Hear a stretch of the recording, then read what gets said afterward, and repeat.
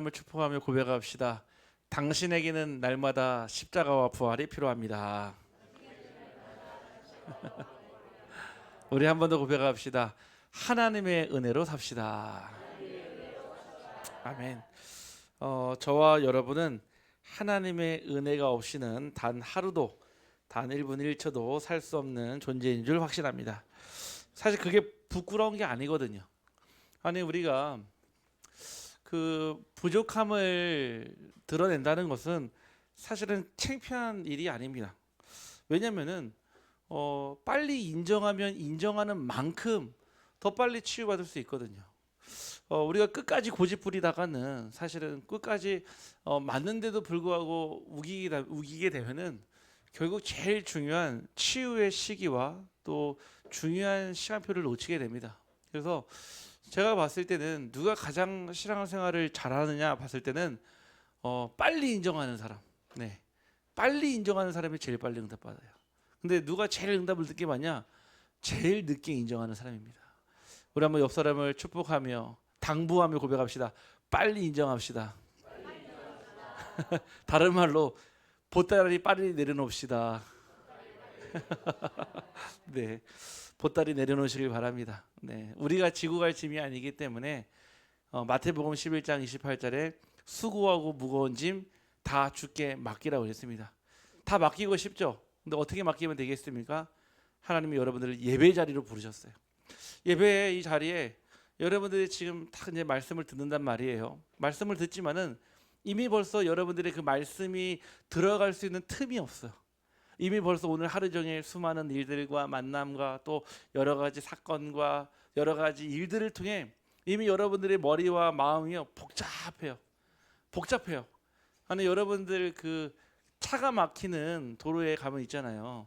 되게 답답하잖아요. 제가 예전에 연애할 때, 연애 시기도 굉장히 짧았지만은 연애를 하는데 제가 뭐 대전이라는 대도시에 살아보지는 않아서 불과 발령받은 지 1년밖에 안 됐거든요. 그때 이제 딱 운전을 해서 드라이브를 가겠다고 저희 이제 사모를 태우고 딱 가는데 차가 쫙 막혀 있는 거예요. 그래서 우리 데이트하러 나왔으니까 얼마나 기쁘지 않습니까? 저희 사모가 참다가 딱 한마디 하더라고요. 뭐라고 하냐? 지금 당신은 대전에서 제일 막히는 도로에 제일 막히는 시간이 있다는 거예요. 무슨 얘기죠? 길을 모르니까요. 제가 막히는 도로인 줄 알고 갔겠습니까? 그냥 가다 보니까 그 길이 넓으니까 가는 게 뿐이죠, 사실은. 이 시간 여러분들이요, 말씀을 들으려면 있잖아요, 귀만 쫑긋하고 듣는 게 아니에요. 지금 내 마음과 생각이요, 지금 고민하고 갈등하고 있는 거, 또 오늘 있었던 일 있잖아요, 잠깐 내려놓으세요. 지금 여러분들이 내일 해야 될 것들 있잖아요, 또 당장 오늘 저녁 때 집에 가서 또 마무리 지어야 될 일들이 있지 않습니까? 내려놓으세요. 진짜 내려놓고 말씀 들을 때 하나님은 여러분들의 신앙의 양심에, 여러분들의 생각에, 여러분들의 강한 하나님의 그 성령의 심령 안에 하나님 말씀 주실 줄 확신합니다. 그래서 우리는 날마다 하나님의 은혜로 살아야 합니다. 하나님의 은혜로 살아야만 살 수 있는 존재이기 때문에 저와 여러분은 오직 그리스도 아니면 안 되는 겁니다. 만약에 혹여 다른 길이 있다고 한다면 저도 가보겠습니다. 그리스도 말고 진짜 우리의 인생에 참된 답이 있고 길이 있고 진리가 있다면 한번 가보겠습니다. 근데 이미 여러분들 가보셨잖아요. 하나님 모르고 살았을 때 정말 하나님 떠나서 여러분 한번 살아보셨잖아요. 잠깐은요, 마치 달콤한 사탕 같은데요, 내 몸에 유익하지 않는 것처럼요, 늘 항상요 살긴 사는데 늘 버티는 삶, 아니면요 항상 살아가는데 늘 항상 끌려가는 삶, 삶을 살아가긴 살았는데 두렵고 무섭고 떨리고 항상 근심 걱정이 늘 동반되는 삶. 저는 언젠가는 이 삶에서 벗어날 수 있지 않을까 생각하는데 결국 죽음밖에 없더라고요. 왜 지금도요 수많은 학생들이, 수많은 청년들이, 수많은 기성세대들이요 왜 마지막 극단적 선택을 하냐면은 더 이상 갈 곳이 없다라고 착각하기 때문에 그래요. 더 이상 내가 발붙일 곳이 없다라고 착각하기 때문에 결국에 극단적 선택을 하는 거거든요. 오늘 저와 여러분이 하나님의 은혜 속에서 참 자유함과 참된 그 하나님 주시는 진리 속에 있기를 간절히 소원합니다. 그래서 우리는 질문해야 돼요. 나는 지금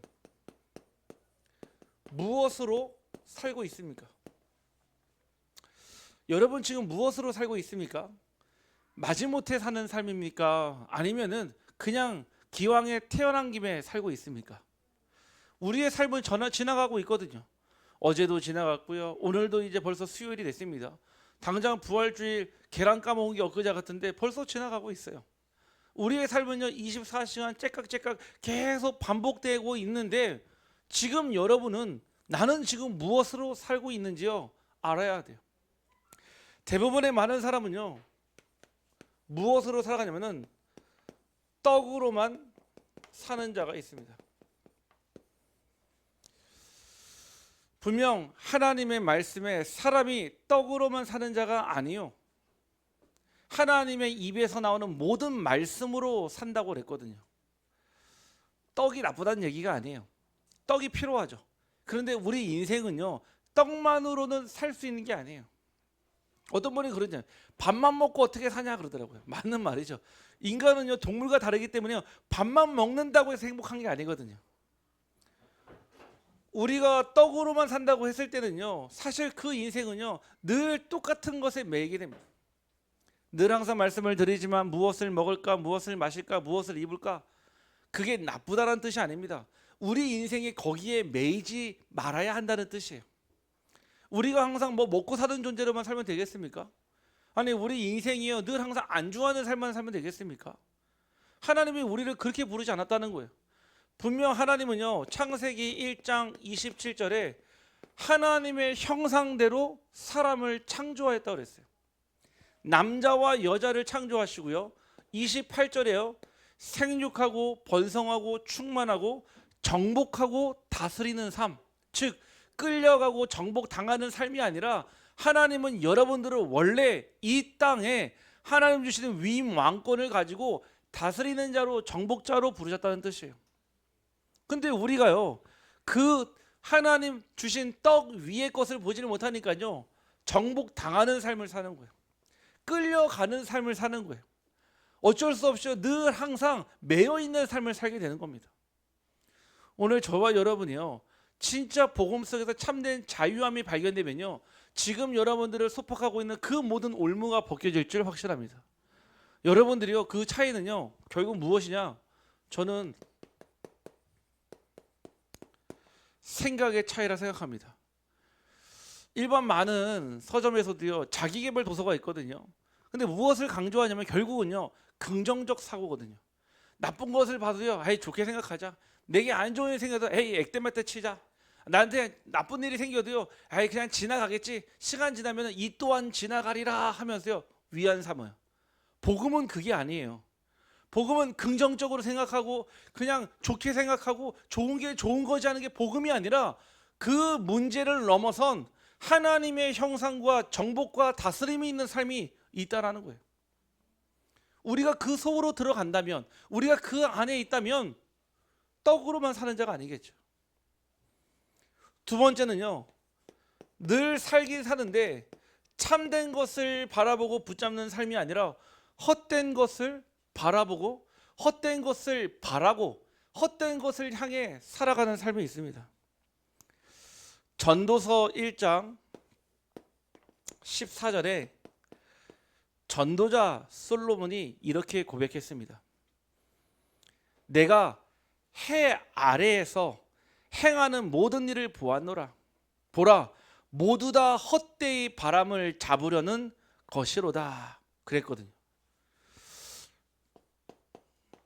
성경에서는 해 아래, 저 태양 아래 일어나는 모든 일들이요 우리가 의미 있다고 생각하는 일, 보람을 찾고 우리가 그 안에서 참되고 좋다라고 생각하는 모든 일이요 헛되고 헛되대요. 어느 정도냐? 마치 지나가는 바람을 붙잡는 것 같다는 거예요. 참 헛되지 않습니까? 전도서 1장 2절 말씀에 뭐라고 고백하냐? 전도자가 이르되 헛되고 헛되며 헛되니 모든 것이 헛되도다 그런 거예요. 한 번 헛된 게 아니라 헛되고 헛되며 헛되니 모든 것이 헛되도다, 그런 거예요. 우리 인생에 그리스도가 싹 빠지잖아요. 아무리 좋은 일, 착한 일, 대단한 일을 해도요, 결국은 헛된 일이 됩니다. 저와 여러분이요, 이 세상을 떠날 때 무엇을 남겨야 될까요? 우리가 흔히 옛말에는 호사유피 진사유명이라, 호랑이는 죽어서 꺼죽을 남기고 사람은 죽어서 이름을 남겨야 된다는데, 저와 여러분이요, 이 세상을 떠날 때 하나님 부르실 때 이 땅에 남겨야 될 것이 있다면 이름도 아니요, 재산도 아니요, 땅도 아니요, 오직 예수만 남기기를 간절히 소원합니다. 흔히 절에서는요, 스님들이 다 이제 돌아가시면은 대부분 이제 화장하지 않습니까? 그때 나오는 사리를 보고 그 사람의 오래된 수행과 고행을 인정해 주거든요. 몸에 사리가 많이 나오면 나올수록 그 스님이 대단한 업적을 남겼다라고 얘기를 하거든요. 우리는요, 이 인생을 떠나고 났을 때 남기는 게 사리가 아니라 그 사람이 지나간 흔적에 오직 예수가 남고, 그 사람이 지나간 자리마다 오직 예수가 남기를 간절히 소원합니다. 우리의 인생은요, 헛된 것을 바라보는 인생이 아니에요. 혹시 모르죠, 2번, 3번 산다면요, 한 번 실패하면 다음 생에 잘 살면 됩니다. 혹여 내 생이 있다면은, 전생이 있다면은 이번 생 실패하면요, 다시 한번 살면 되는데 그렇지 않아요. 히브리서 9장 27절 말씀에 사람이 죽는 것은 한 번 정하신 것이요, 그 이후에는 반드시 심판이 있다고 그랬습니다. Just one time, 딱 한 번이에요, 우리의 인생은. 그래서 참되고 가치 있다는 뜻이에요. 여러분 인생의 가장 중요한 축복은요, 이 시간이고 여러분의 인생이에요.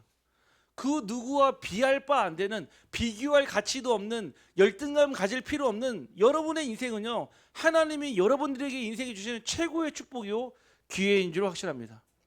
오늘 그 기회를 확실히 붙잡기를 간절히 소원합니다. 어떤 사람은요, 살아가는데 자기 자신에게 유익한 것을 살아야 되는데 무익한 것을 살아간다는 거예요. 전도서 2장 11절에서 12절 말씀이에요. 그 후에 내가 생각해 본즉 내 손으로 한 모든 일과 내가 수고한 모든 것이 다 헛되이 바람을 잡는 것이며 해 아래에서 무익한 것이로다. 12절입니다. 내가 돌이켜 지혜와 망령됨과 어리석음을 보았나니, 뭐라고 합니까? 왕 뒤에 오는 자는 무슨 일을 행할까? 이미 행한 지 오래전에 일일 뿐이리라. 이 고백을 했던 솔로몬 왕은요, 왕 중 왕이었어요.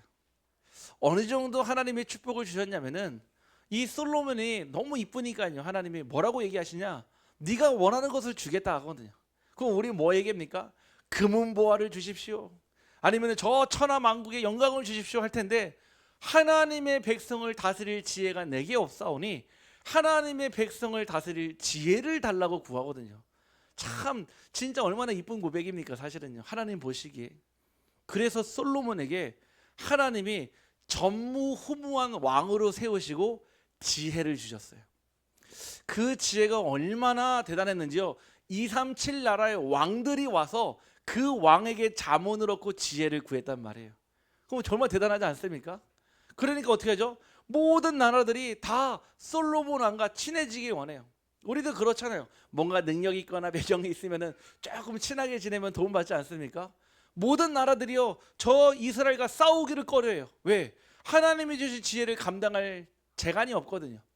결국은 그렇게 해서 화친을 맺다보니까, 화친을 맺는 얘기는 결국 그 왕의 딸들을 보내고 공주를 보내다 보니까 무려 1000명이나 됐어요. 1000명.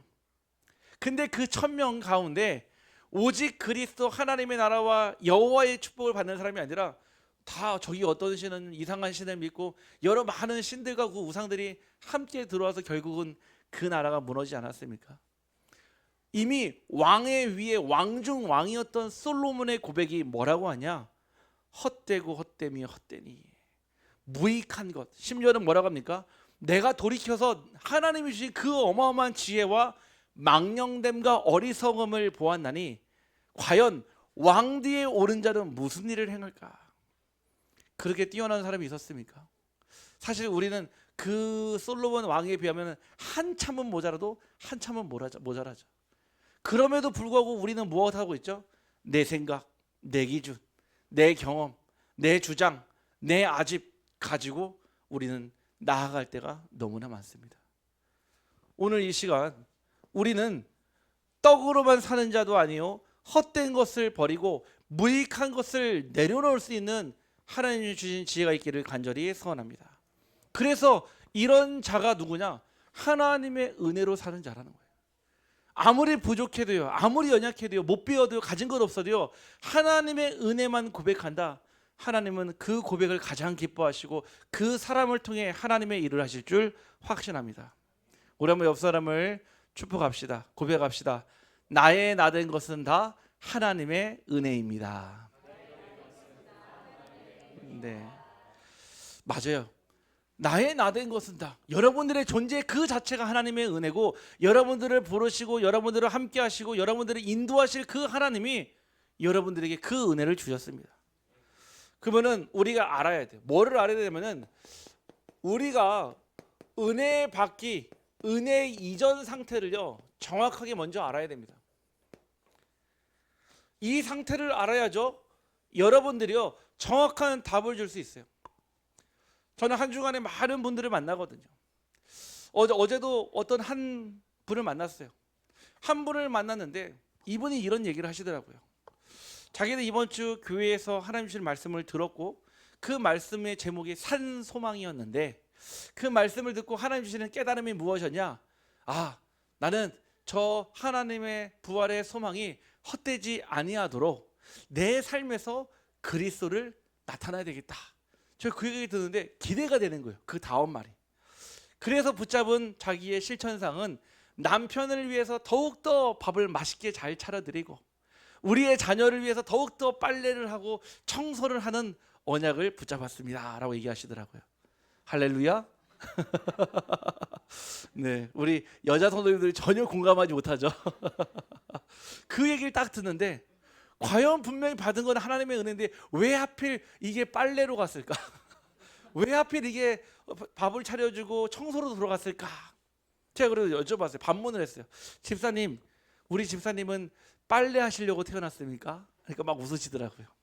우리 집사님 혹시 밥 맛있게 차려드리고 청소하려고 태어났습니까? 그러니까 아니지요 하더라고요. 그분이 뭘 놓쳤죠? 본질을 놓친 거예요. 우리가 하나님을 믿고 그 복음을 믿고 정말 오직 예수로 가야 되는데요, 항상 늘 나에게 남아야 될 그 본질이 있단 말이에요.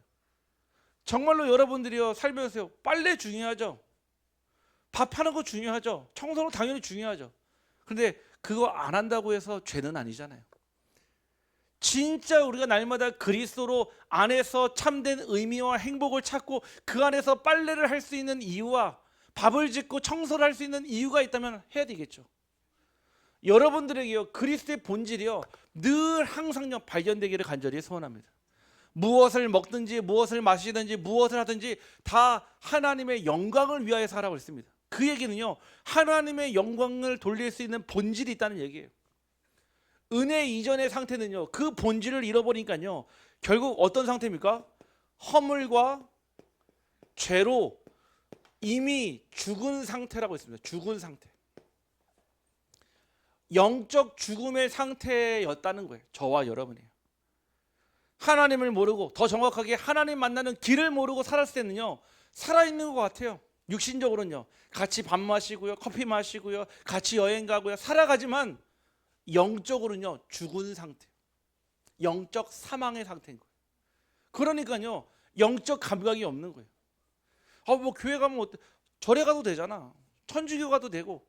아니 같은 다른 종교는 비방하면 안 되잖아요. 아니 종교는 존중해야죠. 맞아요. 종교는 존중해야 됩니다. 하지만 종교는 구원의 길이 될 수가 없습니다.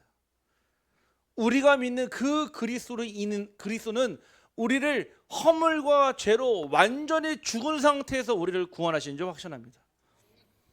영적으로 죽었다는 뜻은요, 하나님과 분리되었다는 뜻이에요. 창세기 3장 6절에 아담과 하와가 죄를 졌을 때 아담은 모든 인류의 죽음을 들여온 것이에요. 사실은요. 그 죽음이 들어왔기 때문에 일평생 죽기를 두려워하며 무서워하며 죽음 앞에 벌벌벌벌 떠는 거예요. 인간은요. 원래 죽음이 무서운 게 아니에요. 원래 하나님과 함께 할 때는 그 죽음조차도 하나님이 이기셨는데 인간이 하나님을 떠남으로 말미암아 그 죽음의 죄가 들어오니까요, 늘 항상 죽는 것이 두려운 거예요. 어제도 어떤 성도님이 연락 왔어요. 있는 지역에서요, 중학생이요, 시험에 대한 너무 이제 지금 시험 시즌이잖아요. 갈등을 느낀 나머지 학원 건물에서요 자살 시도를 그거를요 누가 영상을 찍어가지고요 그게 올라왔거든요. 그 우리 성도님 있는 지역에서 그걸 보면서 저한테 그러더라고요. 목사님, 회개합니다. 내가 이 지역을 놓고 기도하고 이 지역을 놓고 살려야 되는데 잠깐 그 기도 못하는 사이에 저 아니 아무런 상관이 없는데 저 뛰어내리는 아이를 보면서요, 그 뛰어내리려는 아이를 보면서요 하나님 앞에, 왜요? 저 아이가 허물고 죄로 죽었잖아요. 우리도 그 가운데서 구원받은 거거든요.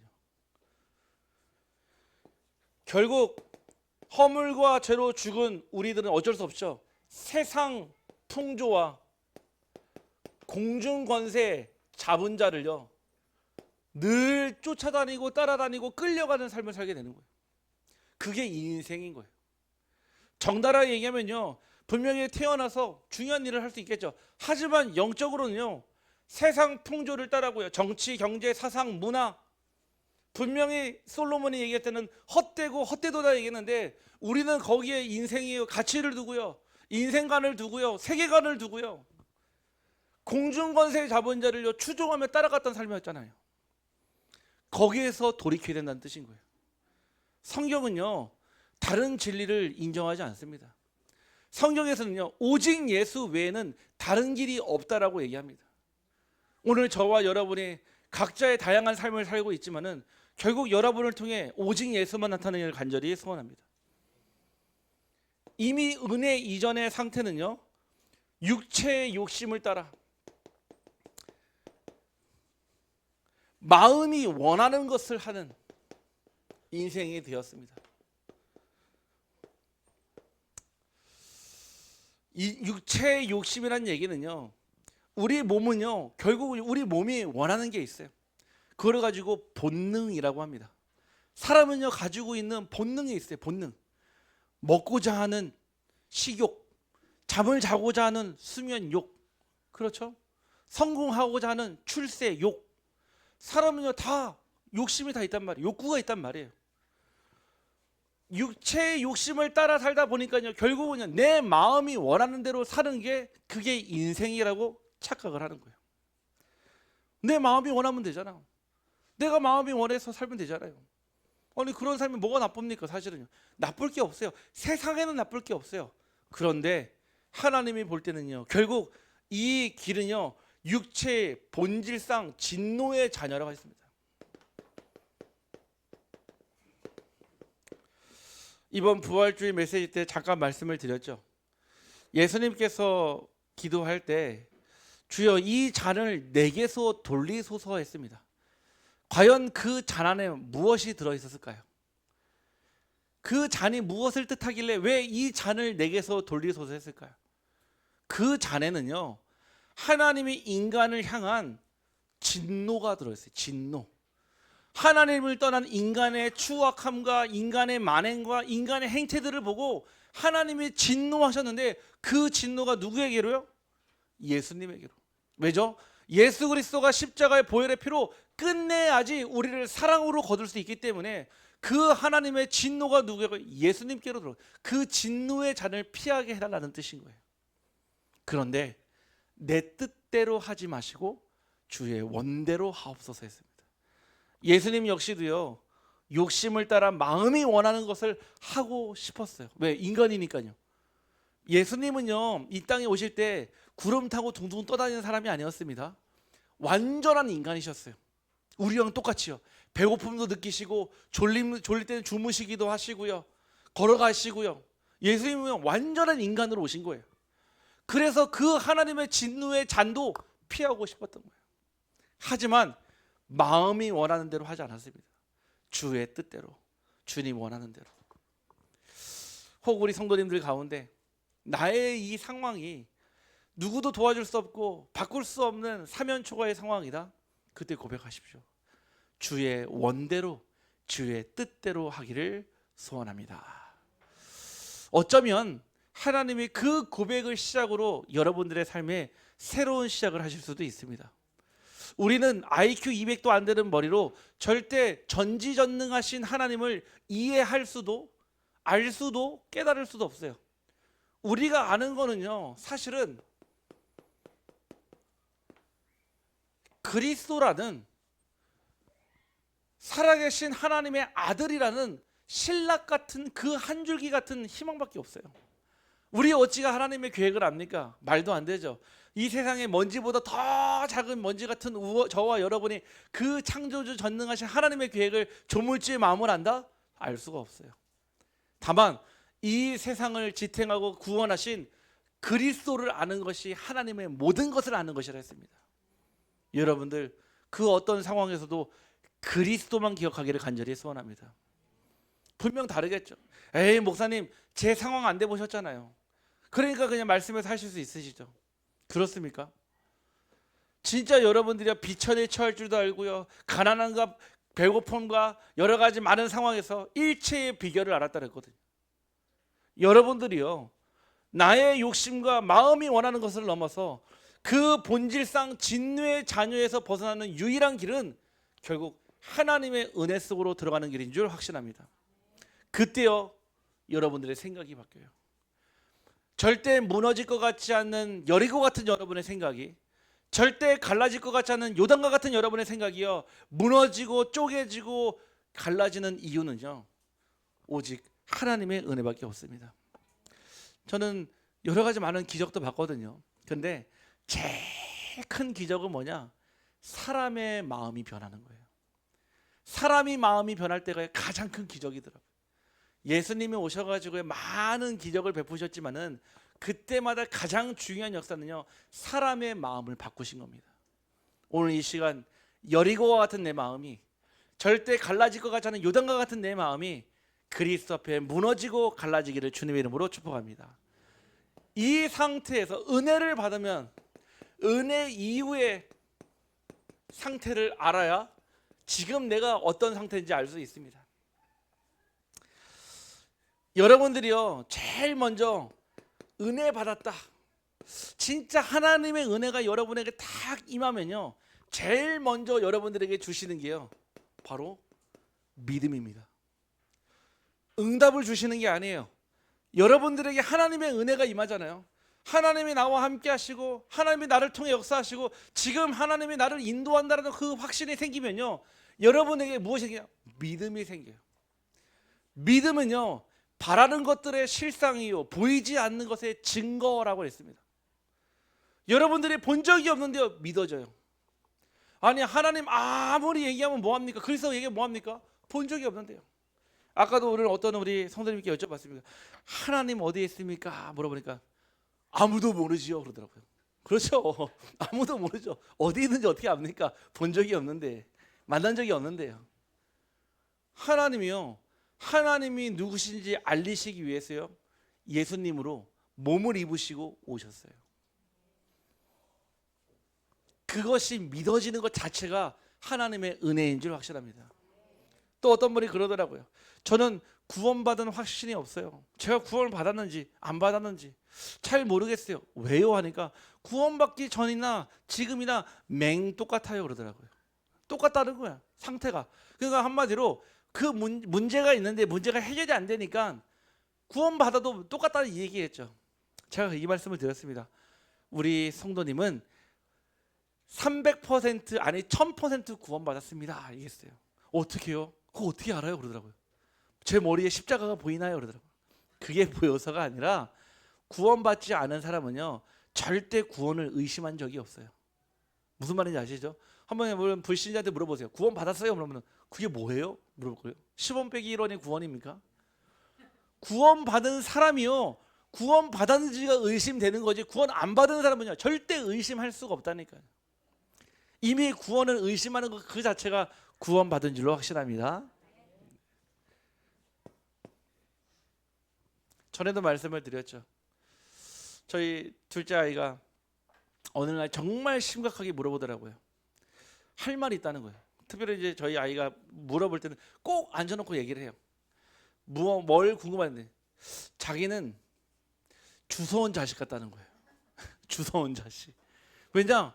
아니 형을 보니까요, 자기가 볼 때는 잘하는 것 같고 제가 볼 때는 맹독 같은데 지가 볼 때는 형이 막 대단하게 보이는 거예요.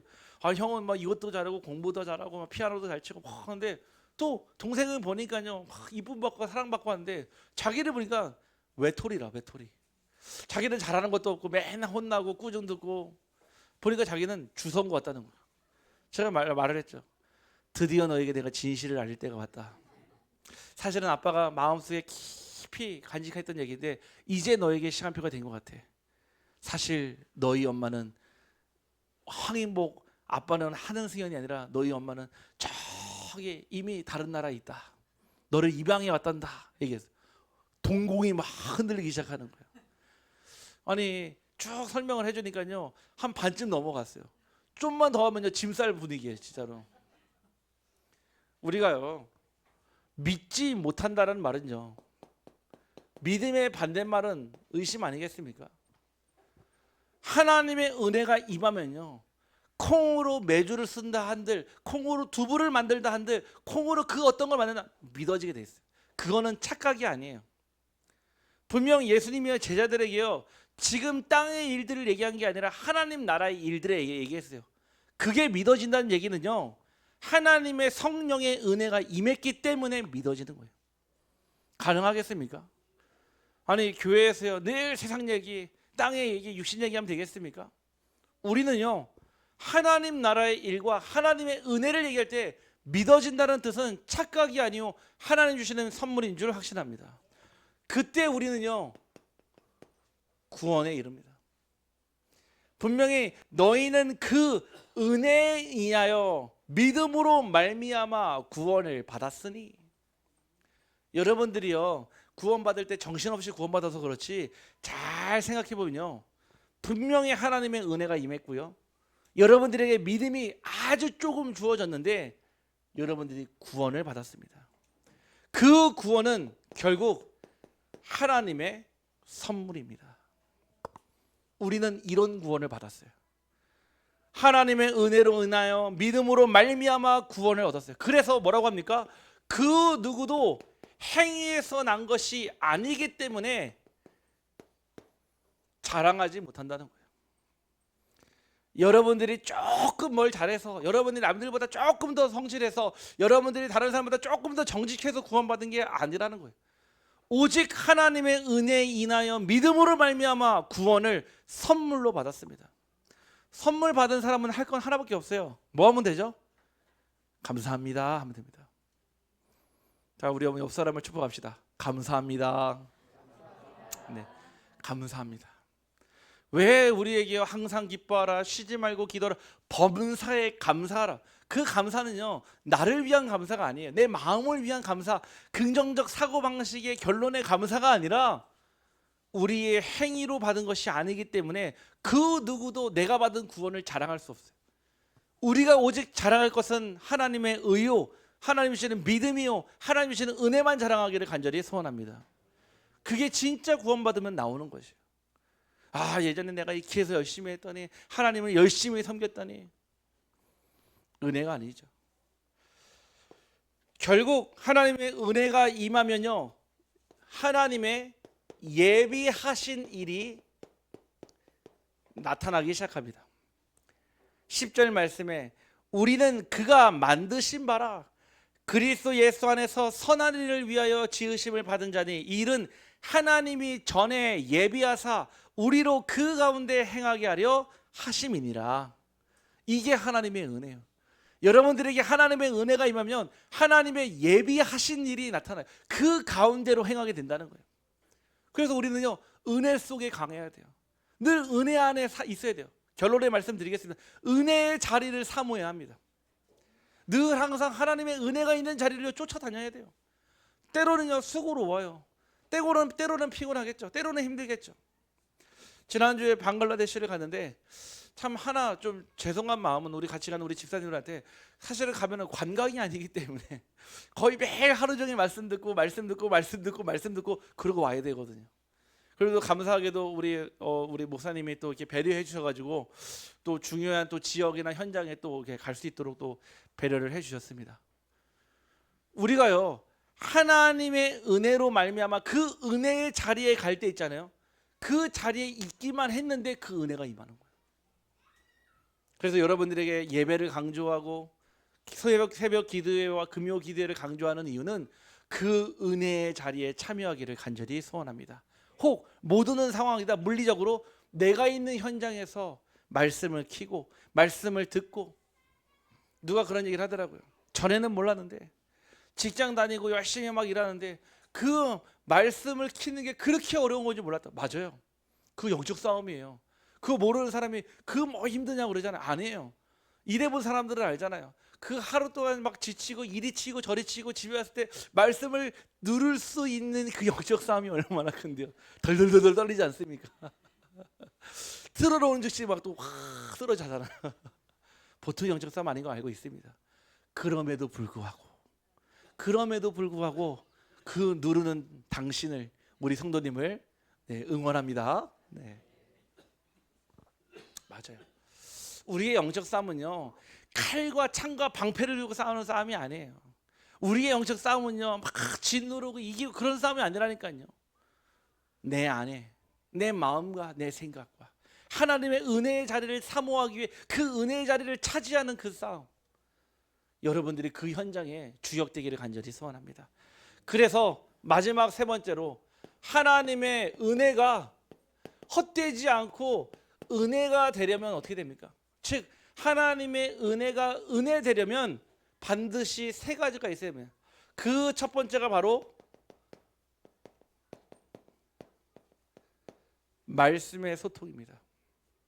이 소통은 사람과 사람 간의 소통도 뜻하지만 하나님과 나 사이에서 이루어지는 소통을 뜻합니다. 요즘에 참 감사한 거는 우리 초등부에서요. 우리 이제 전도사님이 아침 7시 딱 50분에 뭐를 하냐? 줌을 켜가지고 아침 기도회를 해요. 아이들 학교 가기 전에. 참 중요하거든요. 아이들은 하루 종일 학교 가세요. 뭐 듣죠? 뭐 공부도 배우고요. 있지만은 늘 세상 소리, 사람 얘기 듣잖아요. 사실은요. 그러면은 아이들이 기도 못할 때가 너무 많고 하나님 말씀을 잊을 때가 더 많은데, 아침에 딱 등교하기 전에요. 딱 말씀 듣고요. 예배드리고 하거든요. 참 감사하다. 그 시간을 깨우는 전도사님도 대단하고, 그 시간에 졸린데도 눈 비비면서 앉아있는 우리 랩런트들 보면서 참 대단하다 생각이 들더라고요. 또 우리 준목님이요. 아이들 학교 끝나고요. 일일이 다 개인적으로 만나서요. 예배드리고요. 또 모아가지고 또 예배드리고 하거든요. 왜냐? 그 사이사이 시간이요. 하나님의 말씀으로 소통시키려고요. 우리가요. 불을 붙이려면 있잖아요. 이제 캠핑하지 않습니까? 캠핑의 계절 아닙니까? 그러면 불을 붙이려면 뭐가 필요하죠? 땔감이 필요해요. 땔감이요. 땔감이 없으면요. 불을 붙이고 싶어도요. 그 라이터로는 10분도 못 들고 있습니다. 하나님의 말씀은요. 하나님과 소통의 땔감이에요. 땔감. 하나님과 나 사이에서 일어나는 언약과 약속의 흐름에 그 말씀이 땔감 되기를 간절히 소원합니다. 그래서 여러분들한테요. 매주마다 공급해 주는 거예요. 여러분들에게 매일마다 그 말씀을 공급해 주는 이유는 그 말씀을 태워서 그 말씀으로 여러분들의 삶을 살아가라, 지탱하라, 유지해라, 이 뜻입니다. 하나님의 말씀이 소통되면요. 그 어떤 불통도요 다 넘어가게 하십니다. 반대로요. 하나님과의 소통이 안 되면요. 그 누구와도 소통이 안 돼요. 심지어는 같이 한 입을 덮고 자는 사람하고도 절대 소통이 안 됩니다. 두 번째, 은혜가 은혜 되려면은 반드시 기도의 배경이 필요합니다. 기도의 배경은요, 결국은요, 중보를 뜻하거든요. 다른 사람을 위해서 하나님께 기도해 주시는 거예요. 이 중보 기도가 필요해요. 감사하게도 우리 카톡방을 통해서요, 중요한 기도 제목이 있을 때마다 다 올리면요, 우리 성도님들이요, 있는 현장에서요 잠시 일을 멈추고요 같이 기도해 주시거든요. 또 아멘 해주시는 분도 계시고, 또 하트 표지해 주시는 분도 계시고, 또 자기의 기도 제목을 또 올려서 함께 나누시는 분도 있거든요. 얼마나 감사한지요. 기도의 배경이 되어줄 때요, 그때요 든든한 영적 배경이 생깁니다. 간절히 부탁드리는 부분들은 연약한 자들을 위해서도 중보기도 해주셔야 돼요. 교회 안에 부족한 사람을 위해서, 또 흔들리는 사람을 위해서도요. 아니, 나무가 흔들리면 뭐죠? 지지대를 딱 붙여주는, 하나를 붙여주잖아요. 두 개, 세 개를 딱 붙여가지고요, 그 시기를 지나갈 수 있도록 도와주잖아요. 겨울에 나물이 얼어붙지 않도록 보온재를 감싸가지고요, 그 나무의 보온을, 온도를요 지켜주잖아요. 똑같이 중보기도가 마찬가지예요. 쓰러지지 않도록 지지대가 돼주고요, 그 온도가 사라지기 전에, 얼기 전에요, 보온재가 돼서요 함께 세겹줄로 하나님의 은혜를 체험할 수 있도록 도와줘야 합니다. 그게 교회 공동체예요. 교회는요 함께 가는 겁니다.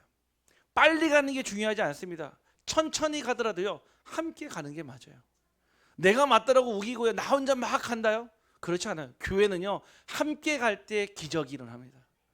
우리 사랑하는 우리 모든 성도님들이 서로의 기도의 배경 되어주시기를 간절히 소원합니다.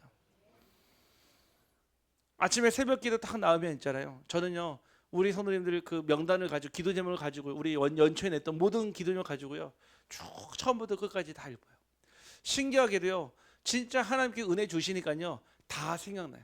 여러분들의 가정의 아들들과 딸들과 손주와 손녀까지 다 생각나요.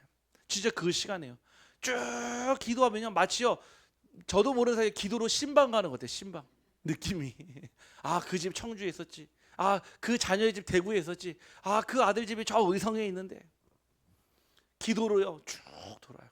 그러면 마음에 뭐가 생기냐? 아직 응답 받은 거 하나도 없는데요 이미 응답 받은 것 같아요. 여러분들이요 서로와 서로의 기도의 배경 되어 주셔야 돼요. 교회는요 나 잘났습니다 하는 곳이 아니에요. 나 못났습니다 하는 것이 교회입니다. 나 부족합니다, 나 연약합니다, 그래서 하나님의 은혜가 필요합니다. 그게 교회인 줄 확실합니다. 은혜가 은혜 되려면요 결국 모든 것이 전도의 발판 되어야 됩니다. 내 과거의 상처, 누구에게도 말할 수 없고 누구에게도 알리고 싶지 않은 사건, 아무도 이해해 주지 못하는 나의 모든 것, 상관없습니다. 여러분들에게 그 상처와 그 사건과 그 모든 것을 허락하신 하나님께서 여러분들의 과거를 발판 삼기를 간절히 소원합니다. 이번 주 강단 말씀에 바울은 고백했습니다.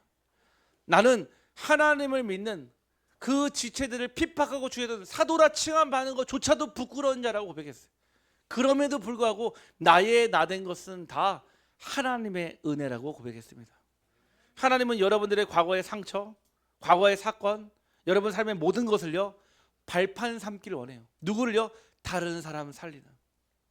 어제도요 복음 전하는 중요한 현장에 있는데, 그 현장에 같이 나오신 분이요 자기의 삶의 그 과거를 통해 다른 사람이 복음 받는 걸 봤어요. 얼마나 감사한지요. 창피하고 어떤 때는 감추고 싶어도요 하나님은요 그 상처를 드러내세요 오히려 다른 사람을 살리는 축복으로 쓰시기도 하십니다. 여러분들의 과거는 부끄러운 게 아니에요. 여러분들의 과거의 상처는요 감추는 게 아닙니다. 오히려 하나님 앞에 드러내기를 간절히 소원합니다. 그게 은혜가 은혜됩니다. 결론입니다. 그래서 에베소서 2장 20절에 너희는 사도들과 선지자들의 터 위에 세우심을 입은 자라, 그리스도 예수께서 그의 모퉁이 돌이 되셨느니라. 그의 안에서 건물마다 서로 연결하여 주 안에서 성전이 되어가고.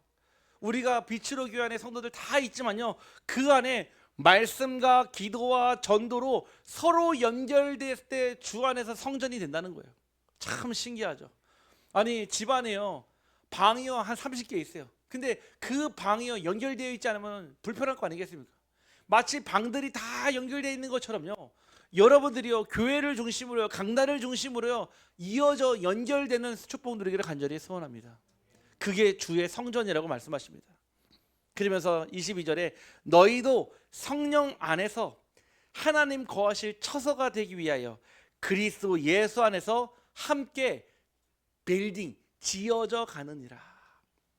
ing예요. 지어져 간다는 거예요. 완성형이 아닙니다. 저와 여러분 조금 부족해도요, 하나님은 저와 여러분을 통해 지금 우리 빛으로 위해 성전을 지어져 가는 줄 확신합니다.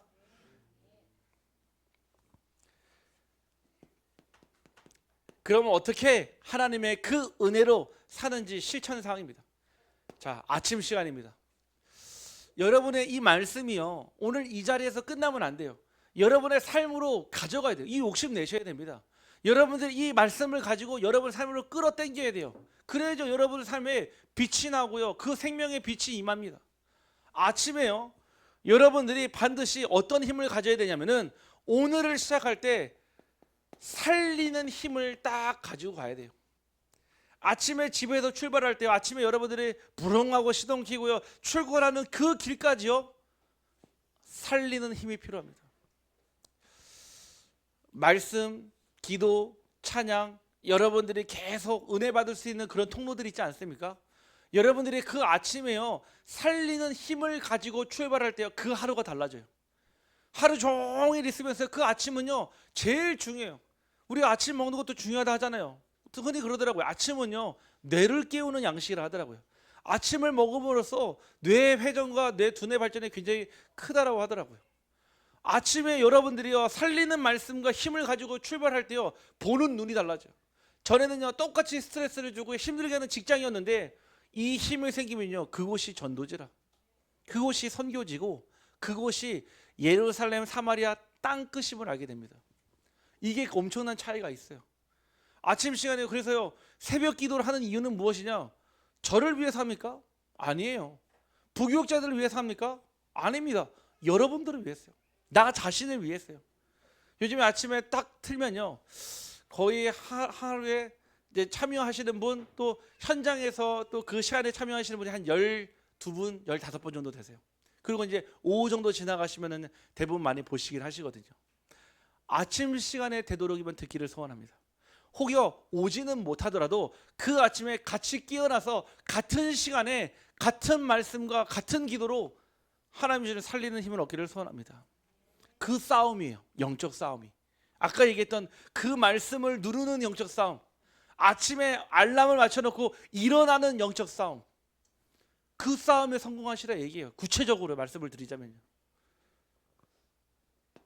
낮 시간에는요 여러분들에게 바꾸는 힘이 있기를 간절히 소원합니다. 무엇을 바꿔야 되죠? 은혜 이전의 상태에서 은혜 이후의 상태로 바꾸는 힘이 있어야 돼요. 아침에 하나님 주시는 힘을 다 가지고요 분명히 무엇이 되겠냐, 여러분의 눈을 보는 게 있어요. 대부분 짜증나는 일들이에요. 눈을 보면요 화나는 일들이 더 많습니다. 또 여러분의 귀로 듣는 얘기들이 있어요. 이 얘기 저 얘기, 사람 얘기, 사건 얘기, 이런저런 얘기, 지나가는 얘기들. 또 여러분의 입으로 얘기하는 모든 것들이 있습니다. 이 세 가지를 가지고요, 눈과 귀와 입을 가지고요 아침에 주셨던 살리는 힘을 가지고요 바꾸는 힘으로 바꿔야 됩니다. 우리가 흔히 에너지의 이동이라고 얘기를 하거든요. 운동 에너지가, 즉 얘기해서 제가 열심히 달리기를 하면 뭐가 나오죠? 몸이요 열이 나요. 그렇죠. 내 몸을 움직임으로 결국 열 에너지가 발산되는 거잖아요. 여러분들이요 아침에 하나님 주시는 이 힘을 딱 가지고요 하루에 눈으로 보이는 것, 귀로 듣는 것, 입으로 말하는 모든 것을요 기도로 바꾼다면요 그게 여러분들의 현장을 바꾸는 힘이 됩니다. 기도로 바꾸지 못하도록 사단은요 늘 항상 여러분들을요 분주하게 만들 거예요. 기도조차 못하도록, 하나님을 찾지도 못하도록 계속 바쁘게 만들어요. 여러분의 마음과 생각을요 기도에 집중하지 못하도록 분열시킬 거예요. 계속 기억하십시오. 아침에 주시는 살리는 힘을 가지고 오후에는요, 낮 시간에는요 여러분들이 눈과 귀와 입으로 말하는 모든 것을요 기도 제목으로 바꿔서 기도로 하시길 바랍니다. 밤 시간입니다. 여러분들이 하루 종일 영적 싸움하면서 지쳐요. 아니 퇴근할 때 얼마나 지치지 않겠습니까? 힘들죠. 그때 집에 왔을 때요 여러분들에게 답이 되는 힘이 필요합니다. 내일을 또 살아가야 되는데 분명 강단 말씀에 답을 주셨고 주일 말씀으로 또 한 주간의 말씀으로 답을 주셨기 때문에 내게 답이 되는 힘을 찾아야 돼요. 이 답이 되는 힘을 찾는 방법은요, 여러 가지 방법도 있지만요, 여러분들이 조용히 묵상할 때 그 힘이 생겨요. 어떠한 일이 있어요? 당장 생각하면 화나죠. 곰곰이 생각해보고요, 계속 기도하고 말씀 묵상하잖아요. 거기에서요, 말씀의 답이 딱 나와요. 중요한 시간표에 있을수록요, 요 힘이 필요합니다. 답이 되는 힘. 이 힘을 가지고 잠자리로 들어가는 거예요. 이 힘을 가지고요, 푹 숙면에 취하는 거예요. 특별히 밤에 잠을 못 주무시는 분들 있잖아요. 여러 가지 이유로 불면증, 또 여러 가지 수면 장애, 또 여러 가지 가지고 있는 영적 문제 있잖아요. 밤에 잠을 못 잘 때는 왜 그렇죠? 성경 말씀에 나와 있어요. 하나님이 사랑하는 자에게 잠을 주신다고 그랬습니다. 사랑하는 자에게. 그러면은 하나님의 사랑이 내게 미치지 못했다는 뜻이에요. 미치지 못하도록 뭐가 있다는 얘기입니까? 내 안에 이미 불신앙과 불순종과 불가능의 이미 영적 상태가 있다는 거예요. 그거를 제거하는 방법이 바로 이 답이에요. 답이 되는 힘. 여러분들이요, 깊이 묵상할 때 있어요. 하나님의 말씀을 듣고요, 여러 가지 많은 말씀도 들어야 되지만요, 말씀을 틀어놓고 주무셔도 상관은 없습니다. 그 가운데요, 내게 묵상이 되어져야 돼요. 묵상. 더 쉬운 말로요, 말씀을 듣고요, 내가 생각하는 거예요. 왜 하나님 이 말씀을 주셨을까? 나는 이 말씀으로 무슨 답을 찾아야 될까? 나는 이 말씀을 가지고 어떻게 오늘 잠자리에 들어야 될까? 자기 전에요, 계속 여러분들이요, 보는 유튜브나 여러 가지 보잖아요. 그게요, 여러분들의 잠재 의식을 장악해 버려요. 부정적인 생각, 그게 꿈에 나타나잖아요. 꿈에서 시달려 버리니까요, 잠을 10시간 12시간 자면 뭐합니까? 몸은 그대로 피곤한데 단 1시간을 자도요, 하나님 주시는 참된 숙면 속에 있기를 간절히 소원합니다. 그리스도인의 하루가 이래요. 여러분들이 이 아침과 점심 저녁에 이 힘이 있다? 이미 여러분은 하나님의 은혜로 사는 자인 줄 확신합니다. 우리 마지막 역사번을 축복합시다. 당신의 하루를 영적으로 깨웁시다. 네, 한 번 더 고백합시다. 당신이 바로 하나님의 은혜로 사는 자입니다. 아멘. 우리 한 명도 빠짐없이 그 축복 누리기를 주님의 이름으로 축복합니다. 기도합니다. 하나님 감사합니다. 오늘 하나님이 원하시는 자들을 불러 모으시며 말씀으로 인도하시며 함께 하시며 감사를 드립니다.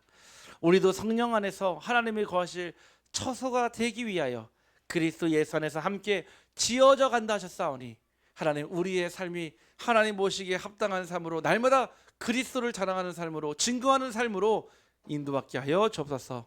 나의 불가능, 나의 모든 것, 이 시간 그리스도 앞에 십자가에 완전히 못 박고 내 안에 그리스도로 사는 인생 되게 하옵소서. 예수 그리스도 이름으로 기도하옵나이다.